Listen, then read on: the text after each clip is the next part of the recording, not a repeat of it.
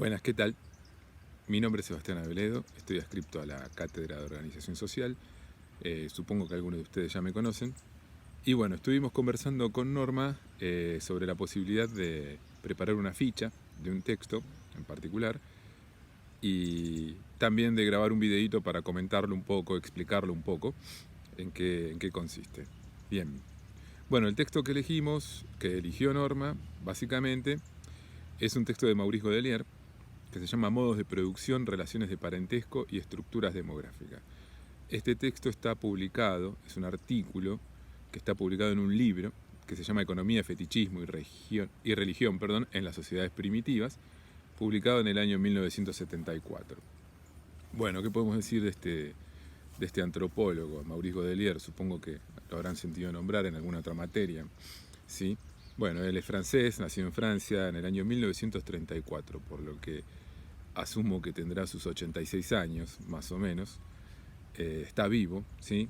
No sé si está enseñando en la actualidad, no pude corroborar ese dato. Pero bueno, él fue discípulo de Lévi-Strauss, sus investigaciones estuvieron básicamente enfocadas en la estructura de las sociedades precapitalistas y ha sido especialista en sociedades de Oceanía, está combinando, ¿no?, en términos teóricos y metodológicos las enseñanzas de Lévi-Strauss acerca de los métodos del estructuralismo con el materialismo histórico. Bueno, él ha hecho sus trabajos de campo etnográfico entre el año 1967 y 1969 en Nueva Guinea, ¿sí? El producto de estas investigaciones de campo ha sido una etnografía bastante conocida, ¿no?, que es esta que está acá, la producción de grandes hombres, poder y dominación masculina entre los Baruya de Nueva Guinea. Bueno, ahí está su tesis sobre los grandes hombres, los Big Man, como se la suele conocer, y también ha tenido algunos artículos que son bastante conocidos. Norma me comentó que enseñaba en otros años con un artículo perteneciente al mismo libro del que este artículo que vamos a comentar hoy pertenece, acerca de la formación social y económica de los incas, y otro que trata sobre el intercambio, ¿no?, que palabras más, palabras menos, se llama la sal como moneda, y es entre los Baruya, propiamente dicho. Bueno, vamos a hablar un poquitito de este artículo. Bueno, las reflexiones que acá Maurice Godelier nos invita a hacer junto a él tienen que ver con un problema en particular, que es el problema de las conexiones entre niveles estructurales de la organización social. Él habla del modo de producción, de las relaciones de parentesco, la organización familiar y las estructuras demográficas. ¿Cuál es la tesis que él pretende aquí demostrar y que sostiene? Es que, bueno, entre estos niveles de producción que conforman una organización social, existe una jerarquía, ¿sí? Y hay una causalidad estructural, ¿bien?, entre estos niveles. ¿Cómo vamos a tratar de comprender esto? En primer lugar, vamos a recordar y a retomar un poquitito cuáles son los elementos que componen un modo de producción. Un modo de producción básicamente está compuesto por una infraestructura, que está compuesto por fuerzas productivas, las relaciones de producción, y luego tenemos una superestructura que se refiere a las formas jurídicas, políticas, artísticas, filosóficas y religiosas. Este sería más o menos el esquemita básico, ¿sí? Bueno, antes de iniciar con el problema, Godelier nos propone realizar dos observaciones preliminares, ¿no?, que tienen que ver con reflexiones acerca de dos conceptos. Bien, en primer lugar trata del concepto de familia y la desplaza de ese lugar privilegiado que entendía que tenía, por ejemplo, en algunos enfoques evolucionistas o no evolucionistas, donde se la colocaba como la unidad básica o la célula fundamental de la sociedad. Y él prefiere situarla en un contexto más de interdependencia, ¿sí?, ya que una familia no puede existir o no puede reproducirse si no es a través de las relaciones que entabla con otras familias. Esta condición de interdependencia, dice, le ha sido heredada por la prohibición del incesto y la regla de exogamia concomitante. Bien, aquí ya vamos viendo algunos elementos que estuvieron repasando, o ya a esta altura estarán repasando, que han sido vistos en la materia. Bueno, la estructura interna de este grupo, de la familia, supone la existencia de reglas sociales. Entonces, estas reglas que dicen con quiénes podemos contraer matrimonio, con quienes podemos contraer relaciones sexuales, conjuntamente con los términos que denominan a estas personas, es lo que Godelier va a decir o va a denominar como relaciones de parentesco. Bueno, entonces, ¿para qué? un tipo de organización social pueda conformarse y erigirse, ¿sí?, como una unidad de consumo y o de producción, es preciso examinar las condiciones sociales en las que se da esa producción. ¿Por qué? Estas condiciones sociales determinan el papel del grupo doméstico o familia en el proceso social de la producción, así como también la presencia de formas de división social del trabajo que pueden llegar a desbordar los límites de este grupo, ¿sí? Podemos entablar trabajo conjunto o dividir el trabajo entre personas más allá del grupo doméstico, ¿sí?, como ocurre usualmente en las sociedades industriales a las cuales pertenecemos, y desbordar también los límites de lo comunitario, de la comunidad local. La segunda observación, el segundo concepto sobre el que quiere precisar algunos detalles, tiene que ver con las estructuras demográficas de una población. Él dice que estas estructuras no son una verdad primera, como todo marxista. Cada unidad social o cada hecho social que nos vamos encontrando tiene por detrás una historia, ¿sí? Entonces, ¿qué dice? Que lo que apreciamos en realidad es el resultado combinado, sintético, de la acción de varios niveles estructurales más profundos. Esta jerarquía de causas que les iba adelantando hacia el inicio, ¿no? Coherente, nuevamente, con su enfoque marxista, identifica a la estructura del modo de producción como la causa más importante de una población, de la estructura demográfica de una población. Bueno, para demostrar con precisión la manera en que opera la demografía, ¿sí?, Godelier va a retomar los trabajos de otro antropólogo, Aram Yengoyan, sobre las condiciones demográficas del funcionamiento de los sistemas de parentesco de secciones y de subsecciones entre los aborígenes australianos. ¿En qué consiste un sistema de parentesco de mitades, secciones y subsecciones? Bueno, básicamente en que se organizan grupos hacia el interior de una unidad social, que podemos llamar tribu, ¿sí?, que se divide en distintos subgrupos. Las mitades serían tendríamos dos. El sistema de subsecciones establece 4 divisiones, 1, 2, 3, 4, y el de subsecciones establecería 8 divisiones. ¿Qué tienen en común? Que forman grupos exogámicos, ¿no? Son grupos exogámicos que restringen la posibilidad de tomar esposa, como venimos hablando, dentro del mismo grupo, y se establece y se indica de manera prescriptiva el único grupo en el cual un hombre puede tomar esposa. Bien, nos encontramos aquí con el diagrama del sistema de secciones de los Kamilaroi, una tribu de Nueva Gales del Sur. Bueno, ¿en qué consiste? Aquí pueden leerse el tipo de restricciones y prescripciones. Entre las 4 secciones, los Kambú solo pueden tomar esposa en la sección Mari, los Ipai solo pueden tomar esposa en la sección Kabi. Bien, ahora, si un hombre Kambú toma esposa en la sección Mari, sus hijos pasarán a pertenecer a la sección Kabi, ¿sí? Y si un hombre Ipai toma esposa en Kabi, sus hijos van a pertenecer a la sección Mari, ¿sí? O sea, vamos a leerlo siempre de esta forma. La mujer va a ser la que conferirá, ¿sí?, la pertenencia a la sección a sus hijos. Yo me tomé el trabajito, como lo ven acá, y como se los pasé en limpio, bueno, lo primero que hice fue agarrar y me dije, bueno, voy a dibujar este tipo de relaciones matrimoniales y ver qué sucede, qué es lo que sucede. Entonces, en este dibujito, en este diagrama, que establece a las mujeres desposables por un hombre Kambú, ¿no?, donde el ego es Kambú, nosotros tenemos que un hombre Kabi tomó esposa y debe tomar esposa en la sección Ipai, ¿sí? Su hijo pasa a ser Kambú. Ahora bien, dado que el hermano de la madre de Ipai es también Ipai, Ipai debe contraer matrimonio con una mujer Kabi, ¿sí? Por lo tanto, los hijos de esta unión van a pertenecer a la sección Mari. Bueno, ¿qué ocurre? Si yo, ego, soy Kambú, tengo que tomar esposas, según me lo dicta este sistema de secciones, en Mari. Y las mujeres que habitan esta sección, básicamente son dos tipos, está conformada por 2 tipos de parientes. Son mis primas matrilaterales cruzadas y patrilaterales cruzadas, ¿sí?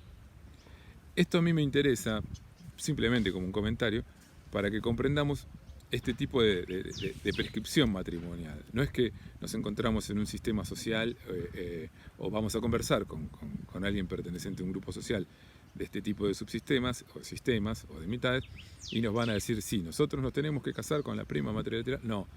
O sea, el sistema de secciones se organiza de tal manera que las mujeres que nosotros podemos desposar son básicamente este tipo de parientes.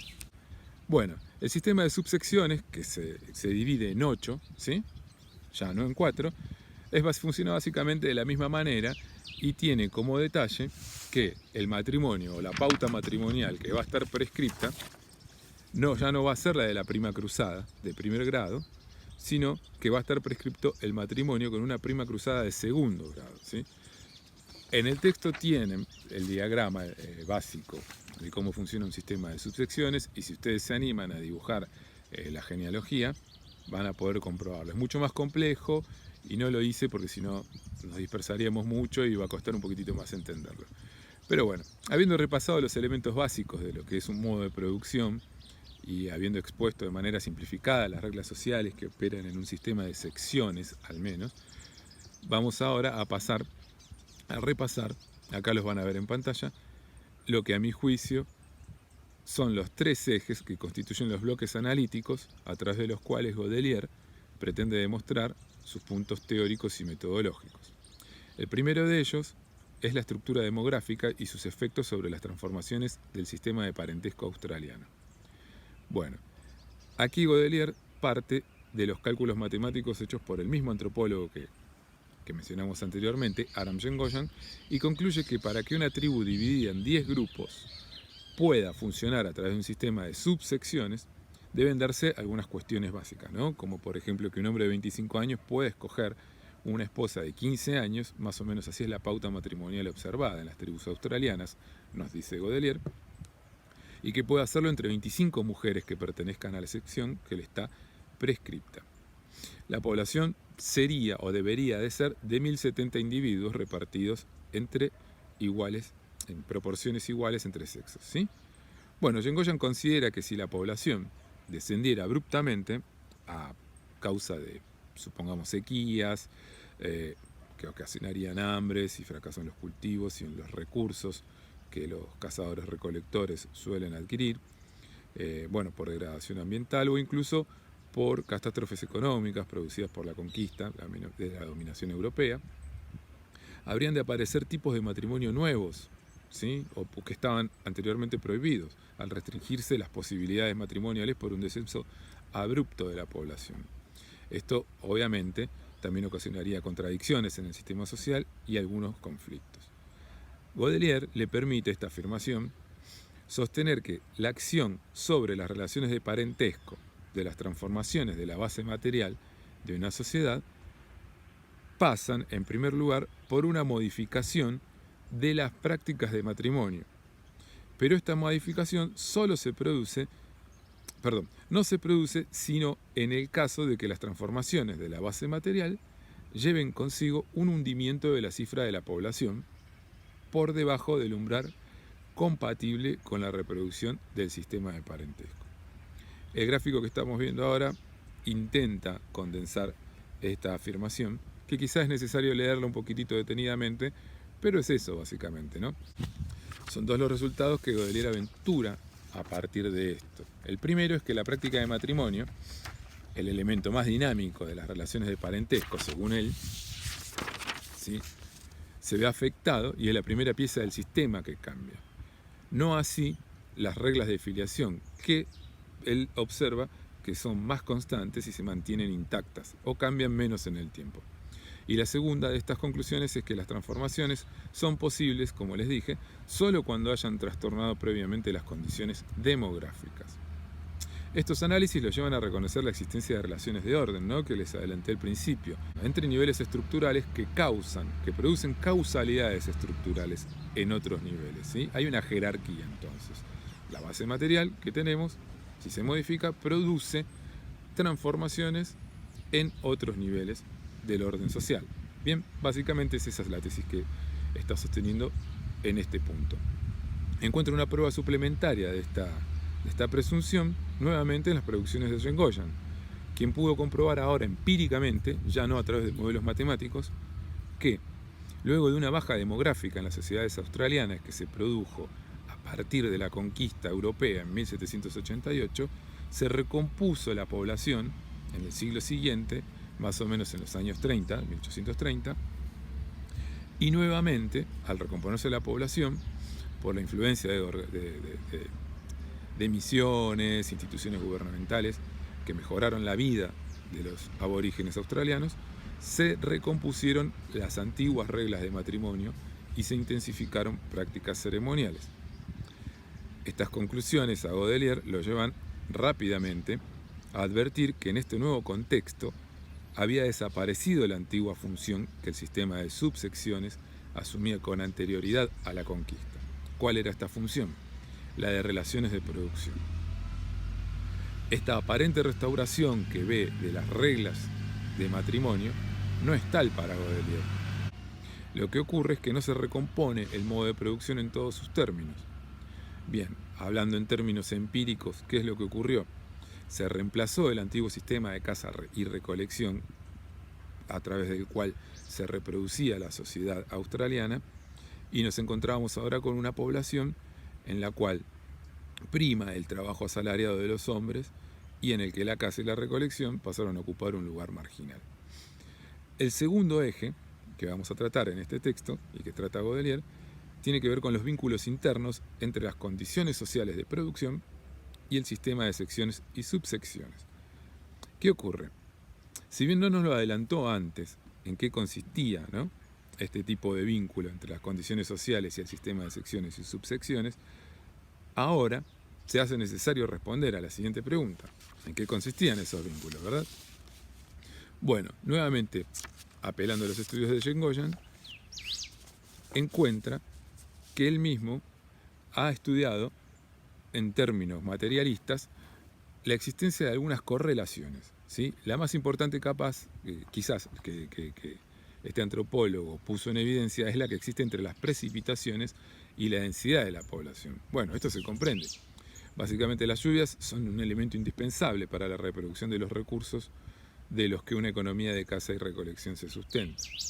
Y la correlación hallada por Yengoyan, está aquí en este gráfico que ustedes están viendo ahora, establece lo siguiente: que en un contexto de mayor aridez o de mayor escasez o dispersión de recursos, lo que vamos a encontrar es lo siguiente: que los territorios tribales son necesariamente más amplios para encontrar los recursos necesarios, ¿sí?, de caza y recolección, que aumenta la población y también aumenta la creciente necesidad de intensificar su movilidad, su nomadismo, según sea el caso, y su separación entre sí de los grupos en el tiempo y en el espacio, y también aumenta el número de divisiones sociales, estas mitades, secciones y subsecciones de las que venimos hablando.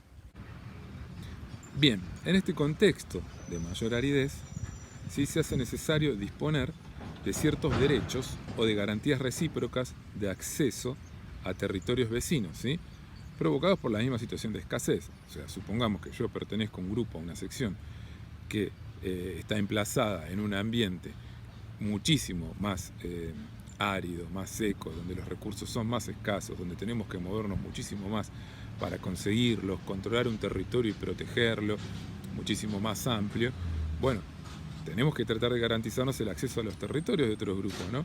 Y para eso tenemos todo un sistema de alianzas, ¿sí?, en términos de Lévi-Strauss, que está operando, que es el sistema de secciones y subsecciones. Bien, nos recuerda que la multiplicación de estas divisiones, de secciones, ¿sí?, hace más compleja la red de derechos que tenemos sobre las otras, sobre básicamente los lugares en donde tomamos esposas, ¿sí?, y donde tenemos a nuestros hijos o hermanos o tíos o sobrinos.